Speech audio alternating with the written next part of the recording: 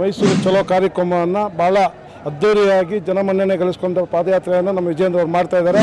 ಈ ಕಾರ್ಯಕ್ರಮದಲ್ಲಿ ಯಶಸ್ವಿ ಮಾಡೋ ನಿಟ್ಟಿನಲ್ಲಿ ಮತ್ತೆ ಮುಖ್ಯಮಂತ್ರಿಯವರ ರಾಜೀನಾಮೆ ಕೊಡೋವರೆಗೂ ಈ ಹೋರಾಟವನ್ನು ನಾವು ಮುಂದುವರಿಸ್ಕೊಂಡು ಹೋಗ್ತೀವಿ. ದಿನದಿಂದ ದಿನಕ್ಕೆ ಜನಸ್ಪಂದನೆ ಜಾಸ್ತಿ ಆಗ್ತಾ ಇದೆ. ಅಲ್ಲ, ಈಗ ಆಲ್ರೆಡಿ ಸರ್ಕಾರ ಬಂದು 18 ತಿಂಗಳು ಆಗೋಯ್ತು. ಇಷ್ಟು ದಿನ ಬಯಲ್ಗಳಿದ್ರೆ ಇವಾಗೇನು ಬಯಲ್ಗೆಳೆಯೋದು, ಅವಾಗಲೇ ಬಯಲ್ಗೆಳಿಬೇಕಾಗಿತ್ತು. ನಾವು ಬೆಂಗಳೂರು ಉತ್ತರ ಜಿಲ್ಲೆಯಿಂದ 1,000 ಜನ ಬಂದಿದ್ದೀವಿ. ಇವತ್ತು ಈ ಜನಸ್ತೋಮವನ್ನು ನೋಡಿದರೆ ಗೊತ್ತಾಗುತ್ತೆ ಈ ಸರ್ಕಾರದ ವಿರುದ್ಧ ಈ ಜನರ ಮನಸ್ಸಿನಲ್ಲಿ ಯಾವ ರೀತಿಯ ಭಾವನೆ ಇದೆ. ನಾನು ಒಂದು ಪಕ್ಷದ ಕಾರ್ಯಕರ್ತನಾಗಿ ಅಲ್ಲ, ಒಬ್ಬ ನೊಂದ ಸಾಮಾನ್ಯ ವ್ಯಕ್ತಿಯಾಗಿ ಈ ಮೈಸೂರು ಚಲೋ ಯಾತ್ರೆಯಲ್ಲಿ ಪಾಲ್ಗೊಳ್ತಾ ಇದ್ದೀನಿ. ಮೂರನೇ ದಿವಸ ತಾವು ಭಾಗವಹಿಸ್ತಾ ಇದ್ದೀರಾ, ಹೇಗೆ ಅನಿಸ್ತಾ ಇದೆ ಸರ್? ಇವತ್ತು ಮೈಸೂರು ಚಲೋ ಕಾರ್ಯಕ್ರಮ ನಮ್ಮ ರಾಜ್ಯಾಧ್ಯಕ್ಷರಾದಂಥ ವಿಜಯೇಂದ್ರ ನೇತೃತ್ವದಲ್ಲಿ, ಹಾಗೆ ನಮ್ಮ ಪಕ್ಷದ ಎಲ್ಲ ಮುಖಂಡರ ನೇತೃತ್ವದಲ್ಲಿ NDA ಒಕ್ಕೂಟದಿಂದ ಮೈಸೂರು ಚಲೋ ಕಾರ್ಯಕ್ರಮವನ್ನು ಭಾಳ ಅದ್ದೂರಿಯಾಗಿ ಜನಮನ್ನಣೆ ಗಳಿಸಿಕೊಂಡ ಪಾದಯಾತ್ರೆಯನ್ನು ನಮ್ಮ ವಿಜೇಂದ್ರ ಅವರು ಮಾಡ್ತಾ ಇದ್ದಾರೆ. ಇವತ್ತು OBC ಮೋರ್ಚಾದು ಇವತ್ತು ಎಲ್ಲ ಜಿಲ್ಲಾ OBCಯ ಅಧ್ಯಕ್ಷರು, ಪ್ರಧಾನ ಕಾರ್ಯದರ್ಶಿಗಳು, ರಾಜ್ಯ ಪದಾಧಿಕಾರಿಗಳು ಸಾವಿರಾರು ಸಂಖ್ಯೆಯಲ್ಲಿ OBC ಮೋರ್ಚಾದವರು ಬಂದಿದ್ದಾರೆ. ನಮಗೆ ಕೊಟ್ಟಿದ್ದು 3ನೇ ದಿವಸ, ಹೀಗಾಗಿ ನಾವು ಮೈಸೂರು ಪಾದಯಾತ್ರೆಯಲ್ಲಿ ಪಾಲ್ಗೊಳ್ತಾ ಇದ್ದೀವಿ.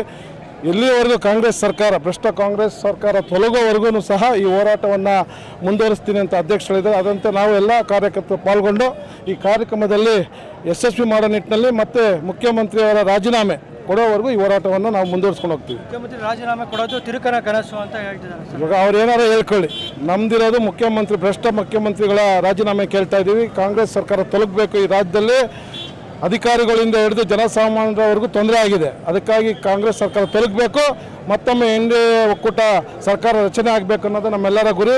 ಸಾರ್ವಜನಿಕರ ಆಸಕ್ತಿನೂ ಸಹ ಆಗಿದೆ. ಅದಕ್ಕಾಗಿ ನಾವೆಲ್ಲರೂ ಸಹ ಈ ಪಾದಯಾತ್ರೆಯಲ್ಲಿ ಪಾಲ್ಗೊಳ್ತೀವಿ. ಬಿಜೆಪಿ ಸರ್ಕಾರ ನಡೆದಂಥ ಹಗರಣನ ಬಯಲ್ಗೆಳಿತೀವಿ ಅಂತ ಜನ ಆಂದೋಲನ ಕಾರ್ಯಕ್ರಮ ಕಾಂಗ್ರೆಸ್ ಪಕ್ಷದವ್ರು ಮಾಡ್ತಿದ್ದಾರೆ. ಇವಾಗ ಅವರು ಏನು ಹಗರಣ ಬಯಲಿಗೆ ಬಯಲಿಗೆ ಎಳೀಲಿ. ನಾವು ಈಗಾಗಲೇ ಮುಖ್ಯಮಂತ್ರಿಗಳು ಏನೇನು ಮಾಡಿದ್ದಾರೆ, ಮೂಢ ಹಗರಣ ಏನಾಗಿದೆ, ವಾಲ್ಮೀಕಿ ಹಗರಣ ಏನಾಗಿದೆ, ದಲಿತರ ಹಣ ಏನಾಗಿದೆ ಅನ್ನೋದು ಜನಸಾಮಾನ್ಯರಿಗೆ ಗೊತ್ತಿದೆ.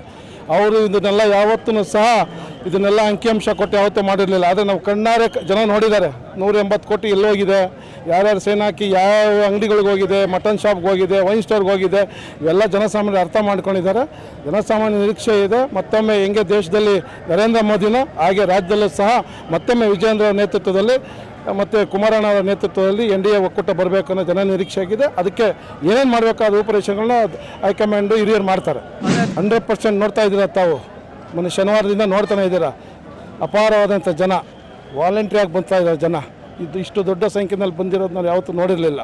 ಜನಕ್ಕೆ ಈ ಸತಿ BJP ಬರಲೇಬೇಕು, BJP ಸರ್ಕಾರ ಆಗಬೇಕಂತ ಜನ ಮತ್ತು ಕಾರ್ಯಕರ್ತರು ಬಯಸ್ತಾ ಇದ್ದಾರೆ. ಹಂಗಾಗಿ ಯಶಸ್ವಿ ಆಗುತ್ತೆ.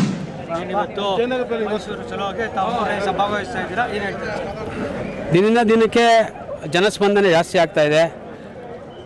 2ನೇ ದಿನದಿಂದ 3ನೇ ದಿನಕ್ಕೆ ಇನ್ನೂ ಜಾಸ್ತಿ ಇದೆ. ನಿನ್ನೆ ಭಾನುವಾರ ಜಾಸ್ತಿ ಜನ ಇದ್ದಾರೆ ಅಂದ್ಕೊಂಡ್ವಿ, ಅದೇ ಸೋಮವಾರ ಆದರೂ ಕೂಡ ಅತಿ ಹೆಚ್ಚು ಜನ ಇವತ್ತು ಪಾಲ್ಗೊಳ್ತಾ ಇದ್ದಾರೆ. ಜನಕ್ಕೆ ಇವತ್ತು ಅನಿಸಿದೆ ಯಾಕೆ ನಾವು ಈ ತಪ್ಪು ಮಾಡಿದ್ವಿ ಅಂತ. ಈಗ ಮತ್ತೊಮ್ಮೆ ಈ ಸರ್ಕಾರನ ತೊಲಗಿಸಿ BJP ತರಬೇಕು ಅಂತೇಳಿ ಜನರ ಮನಸ್ಸಲ್ಲಿದೆ. ಆದರೆ ಇವತ್ತು ಮುಖ್ಯಮಂತ್ರಿ ರಾಜೀನಾಮೆ ಕೊಡಬೇಕು ಮೊದಲ ಬಾರಿಗೆ. ಅದರದ್ದೇ ಈ ಹೋರಾಟದ ಒಂದು ಸ್ವರೂಪ ಇದೆ. ಮುಖ್ಯಮಂತ್ರಿ ಯಾವುದೇ ಕಾರಣಕ್ಕೂ ರಾಜೀನಾಮೆ ಕೊಡಲ್ಲ, ಅದೆಲ್ಲ ತಿರುಕನ ಕನಸು ಅಂತ DK ಶಿವಕುಮಾರ್ ಹೇಳ್ತಿದ್ದಾರೆ. ಅಲ್ಲ, ಈಗ ಮುಂದಿನ ದಿನಗಳಲ್ಲಿ ಗೊತ್ತಾಗುತ್ತೆ. ಯಾಕೆಂದರೆ ರಾಜೀನಾಮೆ ಕೊಡ್ತಾರಾ ಹಾಗೆ ಇರ್ತಾರ ಅನ್ನೋದನ್ನು ಮುಂದಿನ ದಿನಗಳಲ್ಲಿ ಗೊತ್ತಾಗುತ್ತೆ. BJP ಮಾಡಿದಂಥ ಸರ್ಕಾರದ ಟೈಮಲ್ಲಿ ಅವ್ರದ್ದೆಲ್ಲ ಬಯಲ್ಗೆಳಿತೀವಿ ಭ್ರಷ್ಟಾಚಾರ ಅಂತ ಹೇಳಿ. ಅಲ್ಲ, ಈಗ ಆಲ್ರೆಡಿ ಸರ್ಕಾರ ಬಂದು 18 ತಿಂಗಳು ಆಗೋಯ್ತು. ಇಷ್ಟು ದಿನ ಬಯಲ್ಗೆಳಿದ್ರೆ ಇವಾಗೇನು ಬಯಲ್ಗೆಳೆಯೋದು, ಅವಾಗಲೇ ಬಯಲ್ಗೆಳಿಬೇಕಾಗಿತ್ತು. ಇವಾಗ ಬಯಲ್ಗೆಳಿತೀವಿ ಅಂತ ಹೇಳ್ತಾ ಇರೋದು ಏನಕ್ಕೆ ಅಂದರೆ ಜನನ ದಿಕ್ಕು ತಪ್ಪಿಸೋಕ್ಕೆ. ಅದು ಆಗಲ್ಲ ಅವ್ರ ಕೈಯಲ್ಲಿ. ಅದು ಸುಮ್ಮನೆ ಅವ್ರು ಹೇಳ್ತಾರಲ್ಲ ತಿರ್ಕನ ಕನಸು, ಅದು ತಿರ್ಕನ ಕನಸು. 3ನೇ ದಿವಸ ನಮ್ಮ ಪಾದಯಾತ್ರೆ ಮೈಸೂರು ಚಲೋ ಕಾರ್ಯಕ್ರಮ ನಡೀತಾ ಇದೆ. ಈ ಕಾರ್ಯಕ್ರಮ ನಮ್ಮ ರಾಜ್ಯಾಧ್ಯಕ್ಷರಾದಂಥ ವಿಜಯೇಂದ್ರ ಅವರು ಮತ್ತು ನಮ್ಮ ಇವತ್ತಿನ OBC ಇದರಿಂದ ಇವತ್ತಿನ 3ನೇ ದಿವಸಕ್ಕೆ ನಮ್ಗೆ OBC ಇದರಲ್ಲಿ ಕೊಟ್ಟಿದ್ದಾರೆ. ನಿನ್ನೆನೂ ಸಹ ನಮ್ಮ ಯಲಹಂಕ ಕ್ಷೇತ್ರದ ಇದನ್ನು ಕೊಟ್ಟಿದ್ದರು. ನಾವು ಸಹ ತುಂಬ ಕಾರ್ಯಕರ್ತರು, ಮುಖಂಡರುಗಳು ಮತ್ತೆಲ್ಲ ಜನತೆ ಕೂಡ ಈ ಒಂದು ರ್ಯಾಲಿಯಲ್ಲಿ ಭಾಗವಹಿಸಿ ಏನು ಈ ಒಂದು ಕಾಂಗ್ರೆಸ್ನ ಭ್ರಷ್ಟ ಸರ್ಕಾರ ಇದೆ, ಈ ಸರ್ಕಾರವನ್ನು ಕಿತ್ತೊಗೆಯೋಕ್ಕೆ ಎಷ್ಟು ಇದಾಗುತ್ತೆ ಅಷ್ಟು ಕಾರ್ಯಕರ್ತರುಗಳು, ಲೀಡರ್ಗಳು, ಮುಖಂಡರು ಮತ್ತು ಜನಸಾಮಾನ್ಯರು ಸಹ ಇಷ್ಟಪಟ್ಟಿರೋದ್ರಿಂದ ಈ ಚಲನೂ ಅಷ್ಟೇ ತುಂಬ ವಿಜೃಂಭಣೆಯಿಂದ ನಡೀತಾ ಇದೆ.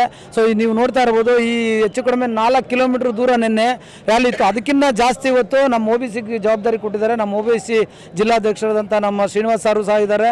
ಸೊ ಎಲ್ಲರ ಮುಖಂಡತ್ವದಲ್ಲಿ, ಅವ್ರ ಮುಖಂಡತ್ವದಲ್ಲಿ ಸಹ ನಮ್ಮ ಇಡೀ ಉತ್ತರ ಜಿಲ್ಲೆ OBC ಮೋರ್ಚಾದವರು ಎಲ್ಲರೂ ಬಂದಿದ್ದೀವಿ.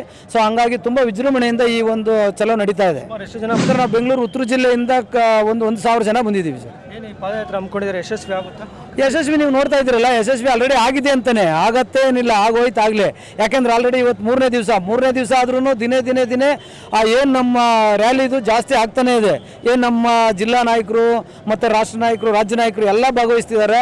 ಸೊ ಅದರಲ್ಲೂ ಸಹ ವಿಶೇಷವಾಗಿ ನಮ್ಮ ಏನು ನಮ್ಮ BJP ಮತ್ತು ಜನತಾದಳ ಇಬ್ಬರೂ ಸೇರಿ ಮಾಡ್ತಿರೋದ್ರಿಂದ ತುಂಬ ಯಶಸ್ವಿಯಾಗಿ ನಡೀತಾ ಇದೆ. ಅದು ನಿಮಗೂ ಗೊತ್ತಿದೆ, ನೀವೇ ಕಣ್ಣಾರೆ ನೋಡ್ತಾ ಇದ್ದೀರಾ.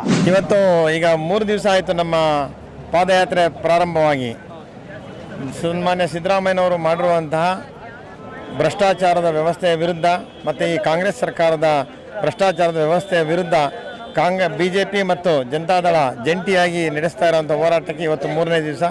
ಇವತ್ತು ಈ ಜನಸ್ತೋಮವನ್ನು ನೋಡಿದರೆ ಗೊತ್ತಾಗುತ್ತೆ ಈ ಸರ್ಕಾರದ ವಿರುದ್ಧ ಈ ಜನರ ಮನಸ್ಸಿನಲ್ಲಿ ಯಾವ ರೀತಿಯ ಭಾವನೆ ಇದೆ, ಈ ಸರ್ಕಾರದ ವಿರುದ್ಧ ಯಾವ ರೀತಿಯ ಜನರ ಭಾವನೆ ಇದೆ ಅಂತ ಹೇಳ್ಬಿಟ್ಟು ಈ ಜನಸ್ತೋಮವನ್ನು ನೋಡಿದರೆ ನಮ್ಮೆಲ್ಲರಿಗೂ ಅರ್ಥ ಆಗುತ್ತೆ. ಇವತ್ತು ಸನ್ಮಾನ್ಯ DK ಶಿವಕುಮಾರ್ ಅವರು ಮುಂದೆ ಒಂದಷ್ಟು ಫಂಕ್ಷನ್ಗಳನ್ನ ಮಾಡ್ಕೊಂಡು ಹೋಗ್ತಾ ಇದ್ದಾರೆ. ಅವರು ಸುಳ್ಳುಗಳನ್ನು ಹೇಳ್ಕೊಂಡು ಹೋಗ್ತಿದ್ದಾರೆ.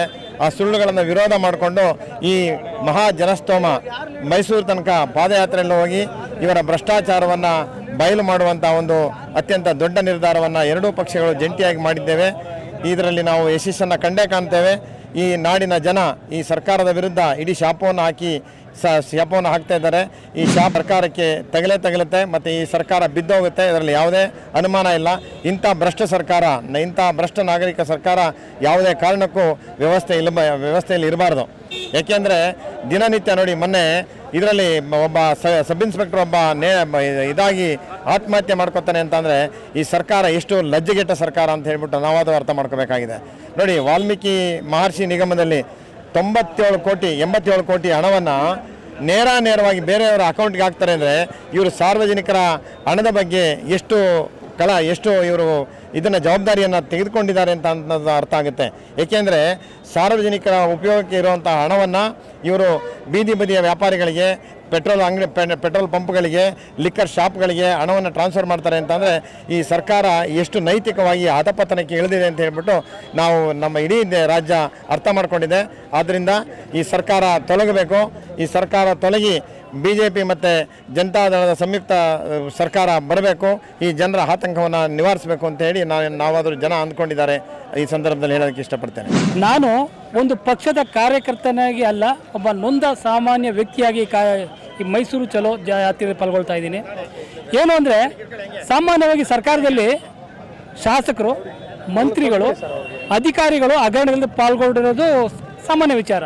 ಆದರೆ ನಮ್ಮ ದುರದೃಷ್ಟ, ಈ ಕೆಟ್ಟ ಕಾಂಗ್ರೆಸ್ ಸರ್ಕಾರದಲ್ಲಿ ಸ್ವತಃ ಮುಖ್ಯಮಂತ್ರಿಗಳೇ ಹಗರಣ ಮಾಡೋದು ನಿಜವಾಗೂ ನಾಚಿಕೆ ಆಗುತ್ತೆ. ನಾವೆಲ್ಲರೂ ಹೋಗಿ ನಾವು ಕರ್ನಾಟಕದವರು ಅಂದರೆ ನಿಮ್ಮ ಮುಖ್ಯಮಂತ್ರಿ ದೊಡ್ಡ ಹಗರಣ ಹಾಕೊಂಡಿದ್ದಾರೆ ಅಂಥದ ರಾಜ್ಯದವರು ಅನ್ನೋ ಅಂತ ಕೇಳ್ತಿದ್ದಾರೆ. ನಿಜವಾಗೂ ನೋವಾಗುತ್ತೆ.